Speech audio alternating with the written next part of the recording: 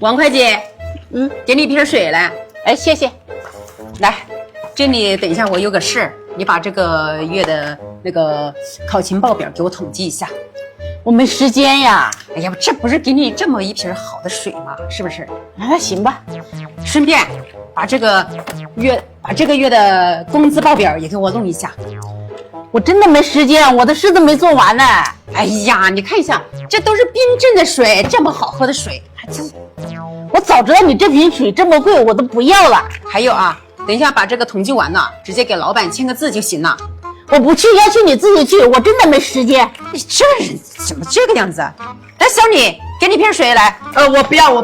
哎，给你水怎么不要啊？不要。这人真是的，不识好人心。来，屏幕前的家人们，在生活中我们一定要远离像刚才那种给你一点小恩小惠就整天挂在嘴边，要求你10倍100倍回报的人，大家觉得是吗？